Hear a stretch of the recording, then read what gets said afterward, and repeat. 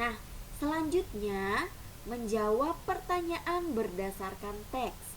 Nah, jika kita sudah menemukan informasi dari sebuah teks, maka kita dapat menjawab pertanyaan-pertanyaan yang berkaitan dengan teks tersebut.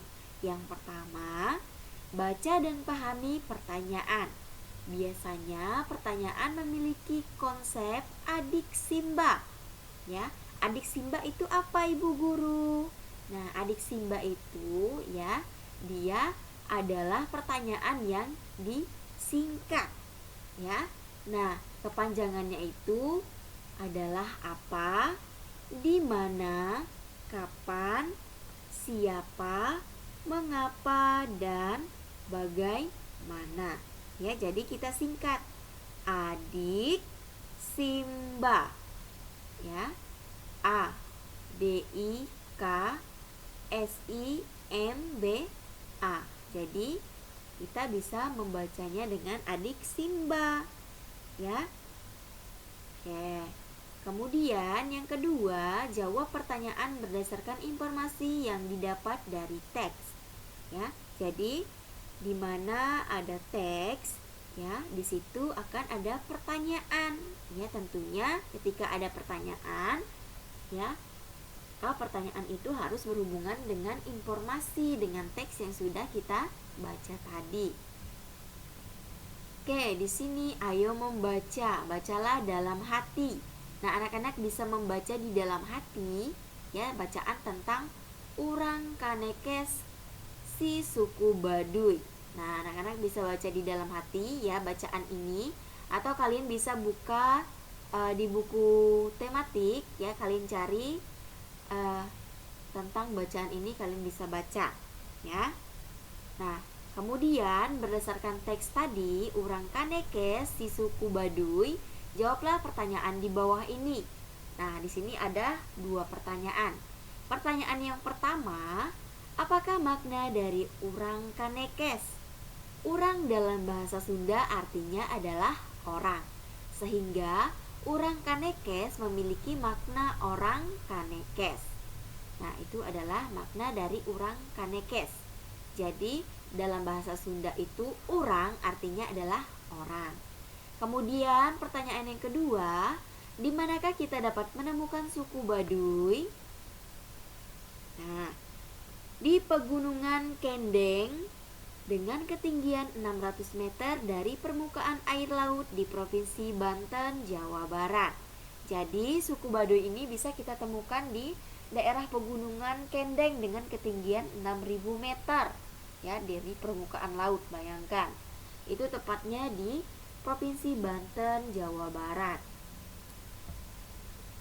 Kemudian menemukan informasi dari teks non-fiksi. Yang pertama, memahami setiap kata dalam teks, kemudian menemukan gagasan pokok setiap paragraf dalam teks, dan menjawab pertanyaan yang berkaitan dengan teks tersebut.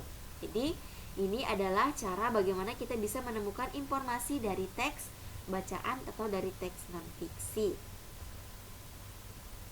Oke, yang selanjutnya kita akan masuk ke pembelajaran IPS atau muatan pelajaran IPS.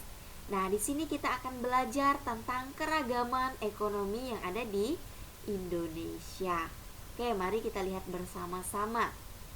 Nah, masih ingatkah kalian berapa macam kegiatan ekonomi di Indonesia? Nah, anak-anak, siapa yang tahu ada berapa jumlah kegiatan ekonomi yang ada di Indonesia? Ayo, siapa yang bisa jawab? Ada berapa kegiatan ekonomi yang ada di Indonesia? Oke, betul sekali. Jadi ada 3 ya, yaitu produksi, konsumsi, dan distribusi. Nah, kegiatan ekonomi di Indonesia itu disesuaikan dengan kondisi wilayah Indonesia. Sebagai negara kepulauan, wilayah Indonesia meliputi daratan dan perairan. Wilayah Indonesia juga mengandung potensi alam yang melimpah. Berikut kegiatan ekonomi di berbagai bidang. Nah, di sini kita akan melihat ya, kegiatan ekonomi yang ada di Indonesia berdasarkan bidang-bidangnya. Nah, yang pertama, aktivitas ekonomi di bidang pertanian. Wilayah Indonesia beriklim tropis sehingga banyak mendapatkan sinar matahari dan curah hujan sepanjang tahun. Selain itu, tingkat kesuburan tanah tinggi karena banyak gunung api, sehingga sangat mendukung aktivitas dari pertanian. Kemudian, anak-anak di sini aktivitas pertanian dibagi menjadi dua bagian. Ada yang disebut dengan pertanian lahan basah dan ada juga yang disebut dengan pertanian lahan kering. Nah, apa itu pertanian lahan basah, Ibu Guru? Nah, pertanian lahan basah itu adalah pertanian yang banyak membutuhkan air, sawah irigasi, dan sawah lebak. Jadi, pertanian yang membutuhkan air atau sawah irigasi itu disebut dengan pertanian lahan basah. Kemudian, apa itu pertanian lahan kering? Nah, pertanian lahan kering itu adalah pertanian yang sedikit membutuhkan air. Contohnya tegalan atau perkebunan. Nah, dua tempat ini dia tidak terlalu membutuhkan air yang begitu banyak atau dalam jumlah yang banyak. Ya, jadi di bidang pertanian yaitu ada dua, ada pertanian lahan basah dan ada pertanian lahan kering. Oke, kita next.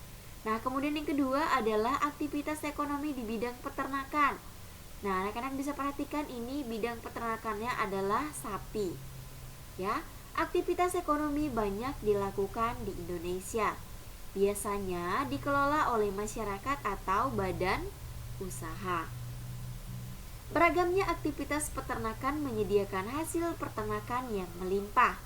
Di Indonesia, peternakan dibagi menjadi 3 bagian. Apakah kalian tahu apa saja 3 bagian itu? Oke, ada yang tahu? Oke, yang pertama, ya. Kita akan bahas satu persatu. Yang pertama, peternakan unggas. Nah, unggas itu, ya, yang termasuk ke dalam unggas itu ada ayam, ada itik, burung, dan angsa. Kemudian hasil peternakannya itu berupa telur.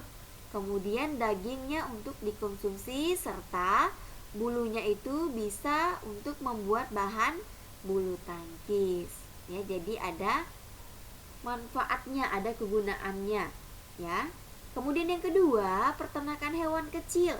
Nah, peternakan hewan kecil itu seperti domba, kambing, kelinci, ayam, ya, dan masih banyak lagi.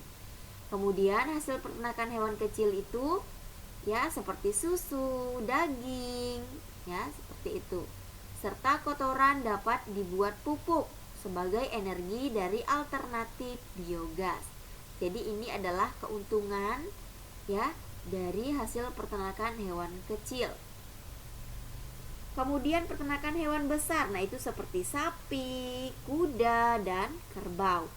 Nah, hasil peternakannya itu meliputi daging, kemudian susu, kemudian kulit, sumber makanan bagi manusia. Ya, kotoran dapat dibuat pupuk sebagai bahan alternatif biogas. Selain itu, kulit juga dapat dibuat dan kerajinan tangan. Bisa dibuat untuk pakaian, untuk tas, ya, bermacam ragam, ya. Kulit sapi ini bisa digunakan untuk kerajinan tangan, bisa juga untuk kita konsumsi atau kita makan.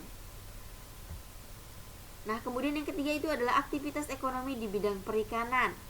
Nah, luasnya perairan Indonesia sekitar 2 sampai 3 menyebabkan Indonesia disebut negara maritim. Hal ini menyebabkan potensi kekayaan alam di daerah atau dari perairan berlimpah, ya. Lalu ada berapa jenis perikanan yang ada di Indonesia. Nah, sebelum masuk ke situ, anak-anak ada yang tahu kenapa negara Indonesia itu disebut dengan negara maritim? Ada yang tahu apa alasannya? Ada yang tahu tidak apa alasannya kenapa Indonesia itu disebut dengan negara maritim? Oke, nah di sini Ibu akan jelaskan kenapa kenapa Indonesia disebut sebagai negara maritim. Itu karena wilayah di perairan Indonesia itu lebih luas dari daratan.